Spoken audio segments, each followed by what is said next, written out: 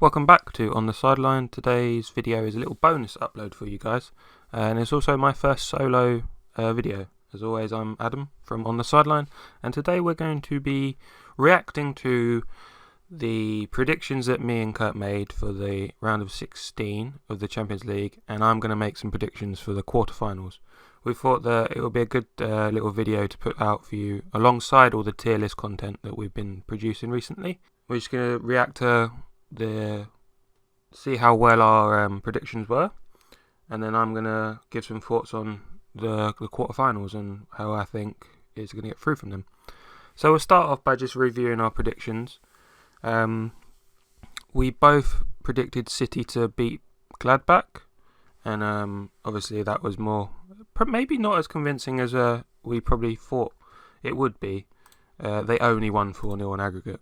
Then we went to Bayern. We both backed Bayern convincingly to beat Lazio, and that was a 6-2 victory on aggregate. So that's 2 right so far. And then came the first bit of disagreement from us with Atletico Chelsea. Kurt backed Atletico to go through, and I think I backed Chelsea just to be different, and I was proved correct.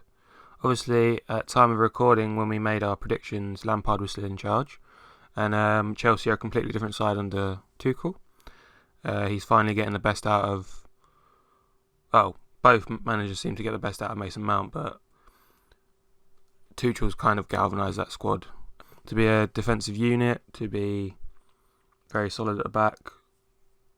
They do not concede many goals at all, and they're getting results, and they are kind of becoming a force to be reckoned with in the league. And let's see how they can bring this into the Champions League. Moving on, we both backed Liverpool to beat Leipzig, which was correct. I feel I might have said they could have been a dark horse with Gladbach for some reason. I just think I was being contrary and a little bit biased against the other English sides. But if you don't make these predictions, they might never come off, so hey ho. It wasn't my full prediction, but I could imagine a situation where these little upsets happen. Talking of upsets, we both backed Juventus to beat Porto, but in probably the tie of the round, we saw Porto knock out the reigning Serie A champions Juventus 4-4 on aggregate, and they went on away goals, and that was a incredible game, unbelievable watch. The extra time was a madness, and Cristiano Ronaldo still probably has nightmares of that free kick wall that he was in when Sergio Oliveira seemingly shot from nowhere out and managed to get the ball under the wall and through Szczesny. So Porto caused a major upset in the Champions League that year, that round. So we also have Barca PSG, where we both disagreed. I backed PSG. Kurt, I believe, went for Barca because of being different, and I feel like with predictions one of us had to do that, but we just had to choose the right result, the right one to be different on, and unfortunately for him it didn't pay off in this one. I feel like there's a real change in the guard in European football. That the first leg, especially when Barca at home in the new camp, was just ridiculous from Mbappe. And as I think we alluded to it in the first video, we don't know how Pochettino would be with PSG, but I feel that's one of his probably most impressive performances as a manager. Probably has done much more in that single game than a lot of the time at Spurs. That might be a disservice to Tottenham. Sorry, all you Spurs fans out there. But they made it through 5-2 on aggregate. Real statement of intent this season. Moving on, we had Dortmund-Sevilla, and we both went for Borussia Dortmund, and that too was another game which was incredibly tight actually. 5-4 in aggregate to Dortmund, with their first tie ending up 3-2. So Dortmund really in the driving seat with 3 away goals going into the second leg, but it ended 2-2, and I remember it being really, really close at the end. Marvin Hitz, the Dortmund keeper, just didn't really want to catch a ball, and would really just prefer to punch it, and that nearly cost them. But when they have a striker like Erling Haaland in their squad, they're always going to be dangerous. So hopefully he can propel them further on in the tournament, but time will tell, really. And then finally we had Real Madrid Atalanta, and this is where in the end we both tied in terms of predictions. I went for Atalanta for a little bit of a heart over head call, but Real Madrid showed their experience, and unfortunately for Atalanta, lightning couldn't strike twice in consecutive years, and Real Madrid went through 4-1 on aggregate. So this has led us to where we are now in quarterfinals. We have Man City versus Dortmund, Real Madrid versus Liverpool, Bayern Munich versus PSG, and Porto versus Chelsea. Now, we've got some very mouth-watering ties now. We'll start with Man City Dortmund. I feel like, as I said just previously, Haaland could potentially propel that side to further glory. However, they probably got drawn with the form team in Europe. Man City are that juggernaut that just keeps on grinding out results, and impressive ones at that. Free-flowing goals, solid at the back. They've got players playing out their skin currently. If anything, like kind of fringe players, like not fringe, but more like unheralded players like Gundogan, John Stones. They're having the seasons of their life. Ruben Diaz has come into the club, and really hit the ground running. Ferran Torres has performed very well in Europe. And obviously, as of this week of recording, Aguero's announced that this is his last season at the club, so he'll be gunning to get that elusive final trophy for City. So there's a lot of bite going into this game, obviously, with Haaland is coming home, as his dad was Alfinga, former Man City captain, I believe. And then obviously there's Jadon Sancho, who's a product of their youth academy, took the plunge to want first team football at the young age of 17, 18. Go Dortmund for £7 million, and he's finally coming back to England to play. So there's a lot going into this game. Dortmund are underperforming in the league right now, and City are overperforming. So I feel like I don't want to, because I do have an affliction to Dortmund. I don't like City, being a United fan, but I can't see past a Man City win here. Second tie is Real Madrid versus Liverpool. This is obviously a repeat of the 2018 final, and it would be the first time meeting of Salah versus Ramos again after that final where he got injured. Unfortunately for that, Ramos has pulled out. I think he picked up an injury in international duty this week, so we won't have that little battle going into it. So kind of interesting one.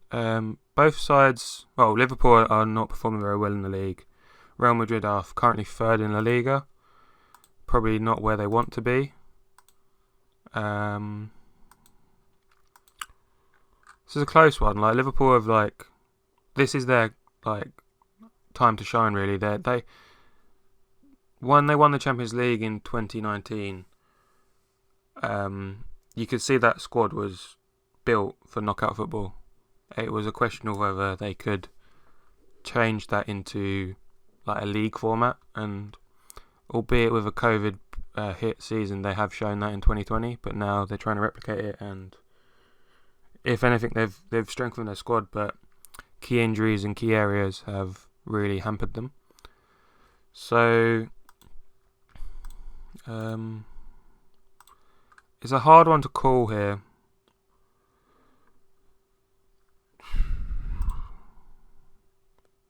They're both in the lower half of goals scored out of the whole of the rest of the teams left in the competition. Liverpool actually the fewest scorers with 13.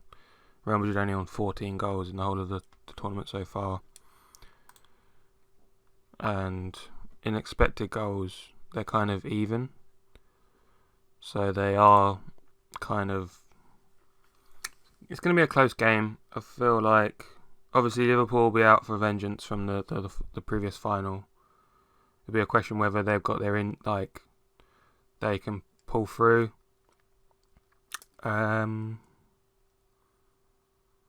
With Real Madrid, obviously Benzema has been a perennial superstar for them, and it's kind of amazing how he can keep on scoring at the rate that he is right now.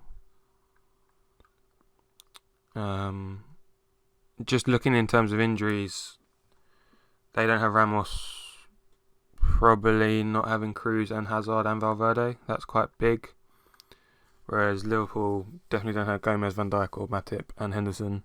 And then there's doubts over Firmino and Champions League cult hero Divock Origi. So I think it'll be a close game. I'm going to say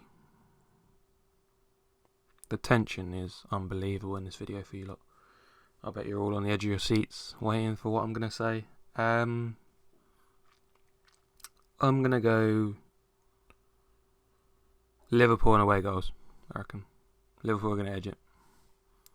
So we move on to, I feel like the tie of the round with Bayern Munich versus PSG, a rematch of the 2020 final. So I would have, in the previous video, Kurt predicted that he feels that Bayern are going to walk this tournament, and I can understand why. They're the top scorers in the Champions League, with 22 goals, which is 5 more than PSG in 17. And their expected goal rate is actually slightly worse than PSG. So expected goals sees PSG at 16.1, whereas Bayern's is 15.4. So it's quite close. It's the same over a game. So in a per 90, it's 2 goals expected versus 1.93 for Bayern. So this should be, on paper, probably the tie of the round, as I said. However, obviously, international football curse has struck again. Obviously, it took Ramos out of the Real Madrid-Liverpool game. It's taken Lewandowski out, which is an unbelievable blow to Bayern Munich. He's out for about a month. He's the most clinical striker in Europe right now. He is just world class, and the drop off from him to former PSG player Eric Choupo-Moting is gonna be significant. Although I feel like Bayern probably won't play him. If they do, they do. But there's a lot of attacking talent on that side. There's a lot of goals. Not as many as clinical Lewandowski, but I feel like Bayern should be strong enough still. But after that performance in the Nou Camp, I can just see PSG snatching a result here. They'll be without Paredes for the first leg, and Verratti's could be back, but I'm not too sure. Same with Kehrer, Icardi, Sarabia, and Burnett will be out indefinitely. It's quite hard. So looking from that says that Neymar should be back. Now, let's not beat around the bush. The final, the 2020 final, was a very close game. It could have gone either way. Bayern didn't sweep them like they did Barcelona in the 8-2, but I feel I wanna back Bayern, but I'm gonna go out on a limb and say PSG are gonna nick this. In the previous video, I said that City are gonna win the whole thing because I quote, if I put money on it, it won't happen. But I think I'm gonna go with PSG, like I did with Liverpool, just on away goals. I feel like if Mbappe can put in a performance like he did against Barcelona in the Nou Camp, and Neymar can turn up like he was against United in the group stages, or just perform at the level he can, then I feel like they've got a real chance here. And without Lewandowski, that goal threat is not the same for Bayern. So we'll put on to I'll stop rambling, and it's only a short video for me, and we'll finish off with a Porto versus Chelsea in the final leg. Now, it's hard to... The easy, immediate result is just to end this video and say Chelsea are going to win. But let's put a bit more context on this. So obviously, Porto upset everyone by knocking out Juventus. They're going to be buoyed by that. They're going to be confident that they can keep pushing. I believe when I saw a quote from Sergio Conceição, I believe his name is, their manager, when he's like, oh, he was happy to get Chelsea because he's like, oh, it's not a Bayern or a PSG. We were happy to get Chelsea like we were when we got Juventus. They're beatable. We can do this. We're going to win. Which is really good to hear. Obviously, they're the worst team left in the group. They're currently second in the Portuguese league. But they have, if they can put in a performance like they did against Juventus, then anything's possible. I feel like the first leg will be hard as their talisman Sergio Oliveira is suspended and Taremi is suspended as well, the striker who got red carded against Juventus. So it'll be an uphill battle, but I feel like this is the time where it comes to an end for Porto. Chelsea under Tuchel, like I said previously, are a formidable force. Obviously, like in midweek, Werner still can't hit a barn door after that shocking miss for Germany against Macedonia. But he's got Mason Mount firing. He was incredible for England in the qualifiers. There's just so much attacking talent in that squad. There's Ziyech, Pulisic, Havertz, Mount, Werner, Hudson-Odoi. I think they're just going to overload them, and they proved many doubters wrong, beating Atletico. I feel like this is where they really kick on. It could set up potential seeing PSG in the next round or the final, where if that was to happen, that would be very interesting for the neutrals to see Tuchel against his old club. But who knows, really. Anyway, obviously the Europa League draw is still going. Big teams left, United really and Arsenal. I hope we can do it. We've got Granada in the next round. Should be comfortable, but you never know in European football, and you never know with Manchester United. But this isn't about the Europa League. We're talking Champions League football here. Cool. Anyway, as I was saying, I'll just go through.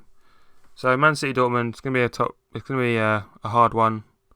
Dortmund, like, they do have the top scorer in the Champions League with Haaland with 10, but I think Man City are gonna be too strong for them. Real Liverpool's gonna be a really tight game. I think we're gonna have one team is just gonna go through on away goals by a goal. I think that might be Liverpool. Bayern PSG. Something's telling me with that Lewandowski injury that PSG have got this. It's theirs to lose now. And Porto Chelsea, I just think Tuchel's made that team too strong. I could see an upset happening, but the head says Chelsea. And that would leave 3 English teams and PSG, which just shows the dominance of the Premier League right now. Anyway, this has been On The Sideline. I've been Adam as always. I hope you've enjoyed. Let us know your Champions League predictions in the comments below. I hope you enjoy this. We'll be bringing out... this will come out, and in the week you'll have another Premier League tier list of centre-backs in the league, I believe, which is a real meaty one. I hope that's a really one to get your teeth into. And then we'll be moving on to the wingers and the strikers in the Prem.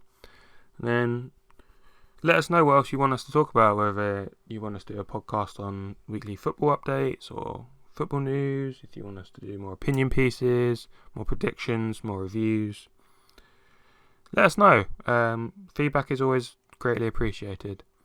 And let me know how I've been on my first solo ramble. We'll call it a solo ramble. As always, I hope you've enjoyed listening, watching, and comment, like, and subscribe to the video, and I'll see you next time. Cheers.